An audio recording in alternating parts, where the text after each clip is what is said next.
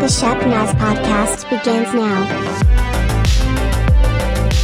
You're listening to the Shepnaz podcast. Here at Shepherd Church, everything we do here is to connect our community in a meaningful relationship with Christ.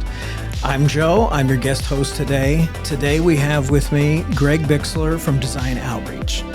I believe it to be a one-of-a-kind ministry, and we are fortunate to have Greg with us today to tell us a little bit more about their efforts. So thank you for coming in, Greg. Oh, thank you very much. It's a pleasure. First of all, we want to kind of get to know Greg before we get to know your organization. So if you would, just tell us a little bit about you, your family, kind of, I think you live around this area, so just tell us a little bit about you. Yeah, I live in Gahanna, so right down the street from Shepnaz, and 3 kids and wonderful wife. We're in the throes of baseball season and volleyball and everything else in between, and it's just a wonderful thing to even be back in Shepnaz Church because my kids have played basketball here before, and I've been the coach, which has been just a blessing. Speaking of which, when we first talked about doing the podcast episode today, we were at the pizza party for Shepnaz basketball, and I was aware of Design Outreach, your organization, and I was also aware of Life Pump that we're going to be talking about later, but I didn't know you. And so Rob pointed you out to me, and we got to talk briefly. And of course, when he pointed you out, I had seen some of your videos before, so I was like, okay, yeah, that is the guy. So I think we want to take a look at kind of where did you get started on your walk of faith at a personal level? Have you always been in the church? Did you come to the Lord at a later time, or how was your walk in faith? Yeah, I was fortunate enough to grow up in a church just outside of Mansfield, Ohio here. And my parents are believers. I grew up in a church. And it's one of those things where when you're a kid, you believe and you go to church and you're part of Sunday school. But it really wasn't until college when I got serious about my faith. I came down to the big city, to Columbus, and went to Ohio State University. And that's when I got involved with Campus Crusade. I got involved in a church in Columbus and really took ownership over my faith and better understood what it meant to be a Christian and starting to walk the way Jesus would want me to walk. Nice. And you mentioned that you were married. You have 3 kids. So did you meet up in college afterwards, before? No, I met my wife at church. It's a great place to meet All right. a wonderful person. And, it's kind of an interesting story. My wife, her name's Mary Hannah, and I met at church. And it was also through her that God used an experience in her life to essentially spark the vision for Design Outreach, which is what we're here to talk about. Really? And it was really neat. I was part of a church. This is the Grace Brethren Church at Polaris. Mm-hmm. And I was part of an evening Sunday night young adult church service, and I was one of the leaders of that service as a young adult. And one of the things I got to do was meet new people. Well, I just happened to notice now my future wife, and it was my duty to go talk to her. And so we ended up talking, and I heard about her life story in probably the hour that we talked, which was quite a long time. Everybody else was gone. And I learned that she had grown up in Brazil as a missionary kid, mm-hmm. and she had just spent a year in Central Asia working with some missionaries and helping to spread the gospel. And I thought that was fascinating. I had never been out of the country at that point in my life besides Canada. Nice. And now I've been to like 30 countries or something. But at the time, I thought Canada was a crazy foreign country. And here I met this person who lived most of her life overseas and loved the Lord and was super interesting. And it was really through her that I got connected to the missionaries in Central Asia, which then sparked this desire to use engineering and missions. So you mentioned engineering, and you also mentioned going to college. So I'm assuming That was what your area of study was in college. Kind of tell us a little bit about when you were preparing for your career. What did you have in mind when you were going into engineering? Well, honestly, I thought I was going to build cars. There was a General Motors plant in Mansfield, which, if anyone is familiar with Mansfield, that plant is no longer there. It's a barren wasteland, last I saw at least. And I thought, the good jobs were at General Motors at GM, and I really knew nothing about what they did there, but I knew they built cars. And so I came to Ohio State. I was good at math and science, and so I was encouraged to go into engineering. I like to tinker with things and build things and invent things, but I had no idea what engineers really did. I thought they built cars. I knew they also drove trains, but I didn't want to be that kind of engineer, right. Even though that would be neat. And when I was in college studying mechanical engineering, in my undergrad, I learned about this company in Columbus called Battelle, and learned about how they were this engineering think tank, and they invented all sorts of interesting things. And I had a former teacher of mine encourage me to apply as an intern, and so I started interning at Battelle, and fell in love with this idea of using engineering to invent new technologies and to solve problems, and to have a large variety of engineering type of projects. And so I started my engineering career at Battelle straight out of undergrad, but it was pretty shortly after working full-time at Battelle. Within about 6 months, the Lord put back on my heart to go back to grad school. So I started taking grad school classes at the same time. I was working full-time. So you're one of those people then. Yeah, I never thought I'd go back. I thought after undergrad, I had had enough of college. Right. And the Lord changed my mind pretty quickly. And so over the course of about 4 years, I finished my master's while still working full-time. And it was in that period of time that I went to Central Asia myself with a short-term missions team that I had shared a little bit about, where my wife worked as a missionary. And so God opened my eyes to this idea of using an occupation in missions, in my case engineering. So I thought at the time I wanted to go back and teach full-time at a university. And in order to do so, you need a meal ticket called a Ph.D. And so I said, why not? Let's go back and get a Ph.D. Everybody thinks that, I'm sure. And I was one of the crazy ones to actually go forward with it. And so I started working on that, and that's Battelle helped me realize that was my next step in life. And so I went back to Ohio State full time and finished that up while God was growing the ministry of design outreach. And so it was quite a busy season. My wife and I, and then between obviously meeting and then we got married. We had our first child. It was quite a busy, challenging time in those early days. So you're a believer. You meet this woman who's grew up kind of in the missionary environment, which kind of introduced you to it. Then God was already using the skills and abilities, the strengths of you being able to do engineering, and kind of started to work all that together. And now you're to the point where you go on a short mission trip and say, maybe ministry and work go together. So is this how design outreach was born then? How did that happen? Yeah, that's a great way to put it. It was in 2006 we did this short-term missions trip with a small group from my church, from Grace Brethren Church. And we went to Central Asia. There was like 6 or 7 of us, and it had nothing to do with engineering. Remember, I was working as an engineer at that point, early in my career. And this was my first trip out of the country besides Canada at this point in my life.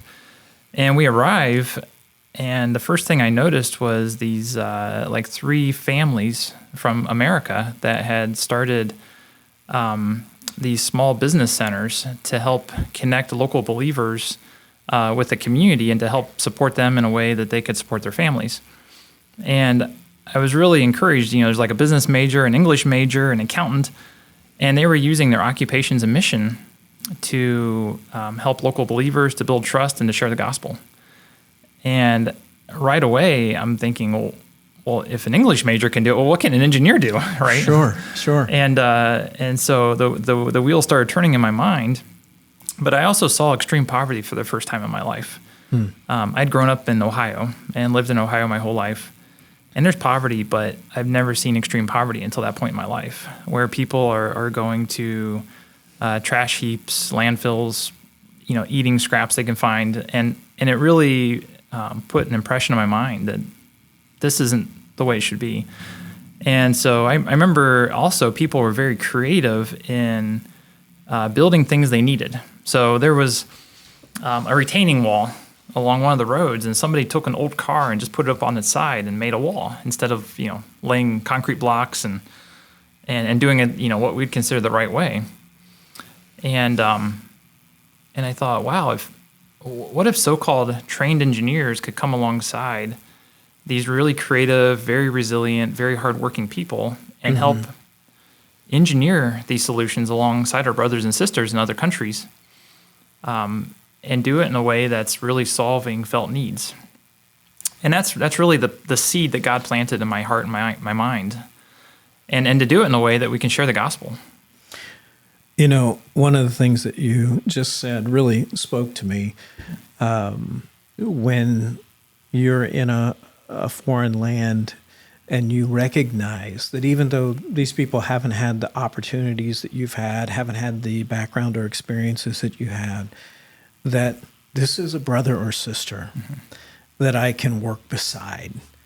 That I'm not going there to impress them. I'm not going there to show them how much better we can do it from another place, but to work alongside them as brother and sister. And that's a great way to look at that. Now, we had discussed a little bit before, so as this was coming about, where you're starting to look at these ideas, kind of give me the next step of the development in the ministry now. Yeah, so I remember flying back on the plane a changed person from Central Asia. God had put in my heart that somehow I should use engineering and missions. I was no longer satisfied with my really great day job, which I was very happy. I had a great job. But God was opening my eyes, and I started reading books and watching some programs, and I realized that something like 90% of the world's technologies are designed for only 10% of our population. So in other words, like all this equipment we're using for this amazing podcast, right, is literally for a tiny slice of the richest people in the world. Sure. And so there's essentially almost no thought in engineering design for people in other places that have very low resources. And so when I came back, I remember giving a brown bag lunch to my colleagues at Battelle at the time. And I shared about my trip, and people are very curious, very interested, because where I went is not a place you typically go on vacation. Sure. And a lot of interest, a lot of questions. And at the end of that presentation, I asked my colleagues, I said, there's lots of problems that we could tackle and work alongside different missionaries around the world. Would anyone here like to volunteer their time to help apply their engineering talent to solve these problems? And right away, dozens of hands popped up. And what I realized was there was a lot of people that I knew who wanted to help in other places where people are desperate for food, desperate for better health care, but they didn't know how to, but they wanted to. And so at that point, the question was, what is the biggest problem we should tackle? Sure. And as we dug into it, we realized water is one of, it's in our opinion, the biggest problem facing people in extreme poverty, the access to safe and reliable water. And so shortly after that meeting, I had a conversation with a longtime missionary who happened to be coming through Columbus. This gentleman named Jim, he started an organization in the Central African Republic, and they were drilling wells and putting in pumps. And I remember very vividly sitting across this coffee table. Remember the Cup of Joe's at Lennox? Right. It was at the Cup of Joe's. Yep. It's something else now. But I asked him, Jim, what is the biggest challenges that you're facing as a mission organization? And right away, he told me about these water pumps, these hand pumps. They use foot-pedaled pumps and hand-powered pumps. He's like, we put these pumps in, and after just a short time, usually like 6 months, 9 months, they break down. And even though we want to, and we have the equipment and the people, we can't get out to the village to fix things because the roads are too bad. It's a rainy season. There's 2 feet of mud. There's all sorts of issues. And he's like, if you could just make a water pump last more than 6 months, maybe last even a year, that would change everything. And he said, number 2, these pumps, they don't go deep enough. So they can drill a well down to the water, but the pumps themselves are physically unable to get the water out due to the way they're designed. And I listened to him, and I thought to myself, well, we sent a man to the moon. Like, Right. You're telling me we can't fix this? And that's really where this whole thing with water pumps started, was that single conversation, and realizing this wasn't just a problem they had in the Central African Republic. This was a global problem. You were actually already feeling like the water was potentially the issue, and had already been talking about that with some other engineers that were willing to volunteer their efforts as well. And at the same time, then you end up meeting with a missionary that says, by the way, my number one problem is water. Yeah, not a coincidence. That sounds like God, Yeah. right?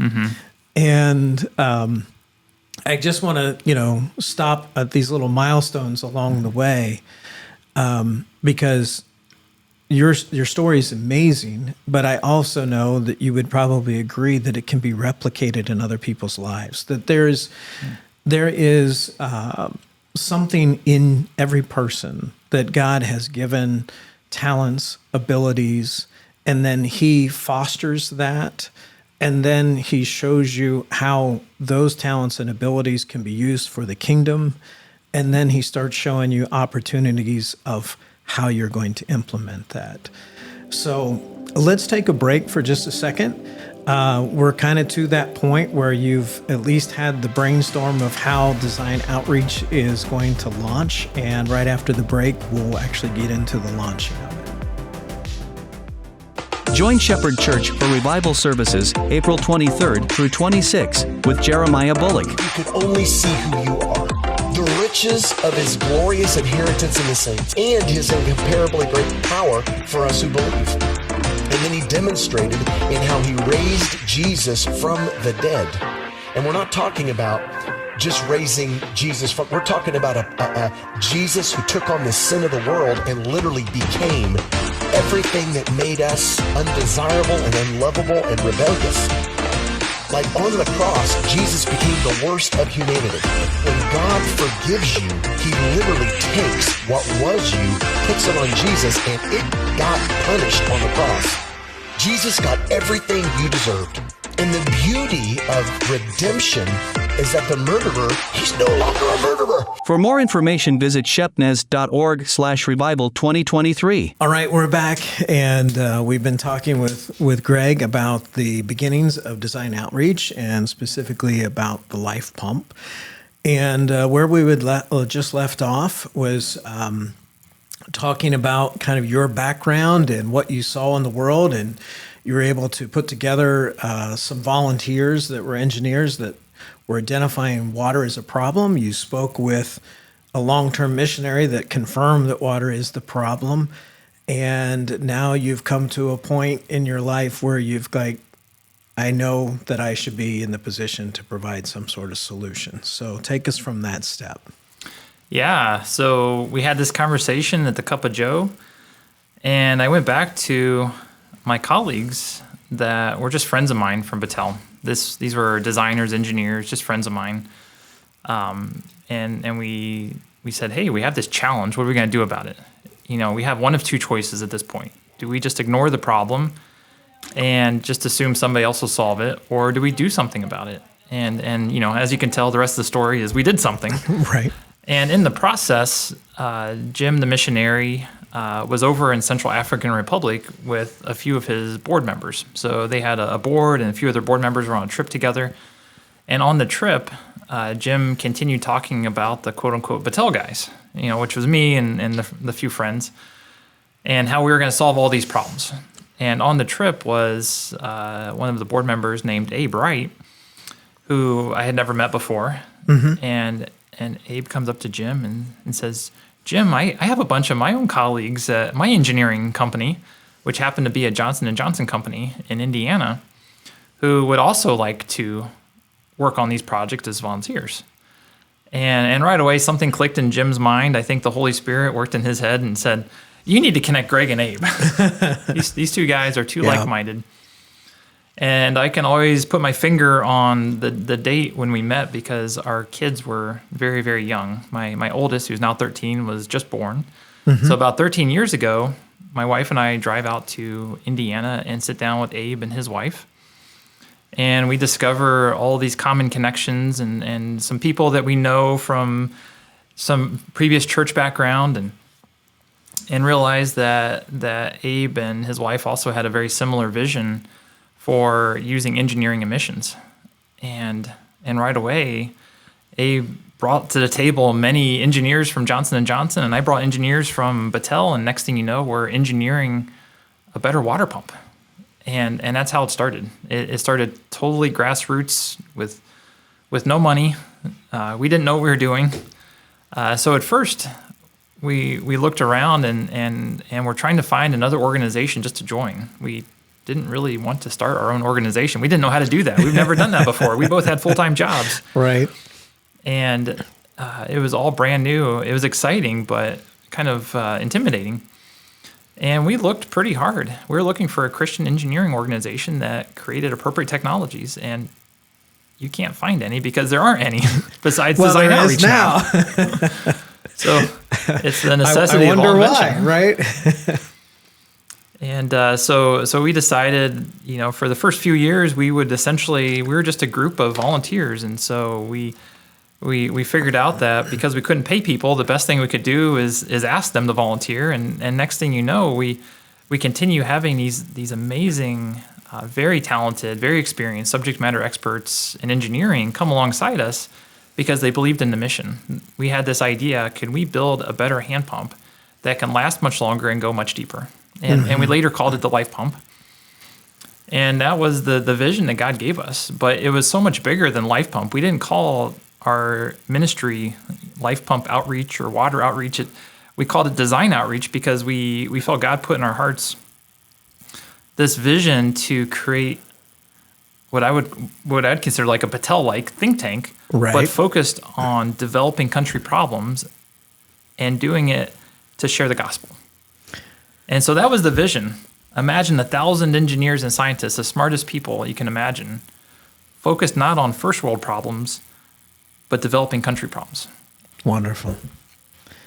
And I think the breadth of the vision, I'm sure it would have been very easy to, call your organization Life Pump Engineers or whatever, to think that would be, that's who we are, that's what we do. We do water pumps. But obviously the Lord's put more than that in your mind. And I'm going to give you a moment, if you would, to go ahead and geek out for a little bit. Tell us about the life pump. Our listeners are hearing this, but kind of explain to us how this works. What is different about the life pump as opposed to whatever pumps we're familiar with? What does the life pump do, and how does it do it? Yeah, a life pump is not rocket science, but it may actually be harder than rocket science because of the requirements necessary to make it work. The life pump is what we call a progressive cavity pump. So it's kind of like an Archimedes screw where you have a rotor and a stator, and when they rotate relative to each other, it generates pressure, and that Archimedes screw, rotor, and stator is at the very bottom of the well, and it can go as far as 500 feet down and still be hand-powered. Wow. Compare that to other typical pumps that you find in developing countries or even in America for that sake. Most pumps can only reach to about 100 to 150 feet. Sure. In fact, that's what I was going to say. I think most of the wells that are dug around in this area, in the central Iowa area, are somewhere between that 100 and 150 foot depth. And we'd consider those very shallow. We're going in places where the water is much deeper. And so the other part is traditional pumps, and there's two main types. One is called an Aphrodite, and the other is called an India Mark II. 99% of pumps installed out there are one of those two. If you have a favorite mission organization that does water projects besides design outreach, they're probably putting in one of those pumps. And what we discovered was, and there's lots and lots of research, lots of evidence showing this, what we discovered is that those pumps are put in, and within 6 months on average, they break. Mm-hmm. And what I mean by breaking is a seal goes bad, a valve goes bad, the pipes start leaking because they're made out of galvanized steel and they just rust through. Within 6 months, they break. It takes on average a month to get it fixed when the community is very motivated. And it breaks again in 6 months. Wow. And now the community is discouraged because they don't have the funds saved up again. And there's a lot of research showing that about 4 out of every 10 pumps installed are broken today. So even in the areas where they've been trying to make an impact, 40% of those are broken. Functional. They're broken.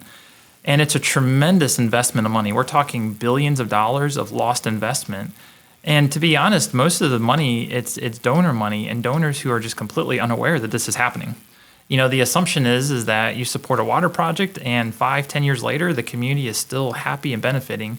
The reality is that's probably not true.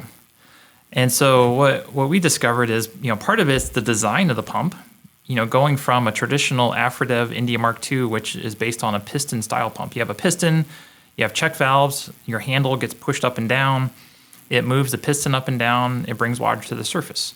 Mm-hmm. And that's probably what most people are familiar with when it comes to a hand pump, is a pump where you see somebody with a handle going up and down. Right. A progressive cavity pump rotates. And so you go, and it's more like a bicycle action. So you stand at the surface, and instead of a handle that goes up and down, you have two handles that are kind of like bicycle pedals but they're handle grips. Yeah. And you turn it in a rotary motion, and the water comes up in a continuous stream. Well, you know, design idea for the future is just put a seat on top of it and have them pedal it. And that has come up many times. You know, the other big advantage is we're using very high quality components and materials. So instead of using cheap steel, galvanized steel, polymers that break easily, we're using high quality ones. So our design criteria and goal, and praise the Lord, we've been successful at this. And of course, without much trial and error and figuring things out. Sure. Our pumps now are designed and have been proven to last over 5 years with zero downtime without ever needing any maintenance or any repair. Wow. Which is so incredibly important in these remote areas where still several 100 million people live in places like sub-Saharan Africa. These are places that are so far away. Even if you need a $3 part, it's impossible to get the $3 part there because it might cost $300 just to drive it out because of the distance. And so we had this crazy idea that things last longer are better than things that break quick. Well, sure. Yeah. And that's revolutionary, to be honest. And to think, not degrading other organizations that are trying to address an issue, but they're probably in many ways thinking, well, this will get us a farther spread. You know, we'll use a cheaper type of product and we'll be able to go into more areas. But if those areas can't be transformed by what they're doing, then it's just lost effort that has to be repeated over and over again. Just doing the quick math, if yours last 5 years, that's 10 pumps for every one of yours. And certainly on scale, that's a huge difference. It really comes down to value proposition, and we are a disruptive force in a lot of ways because we're creating change and we're changing status quo. And one way I like to describe it to people is, you know, status quo is our biggest competitor. Prior to Life Pump, there really weren't options. You know, you only had pumps that lasted so long and broke. So that was your only option, is to go with that technology. 13 years ago, the Lord put on our hearts to do something about that. And we knew it wouldn't be easy to change status quo. In America, status quo was people walked everywhere or they rode a horse. Right. And in Columbus, you have downtown Columbus today, Broad Street. That was, the fancy Victorian homes.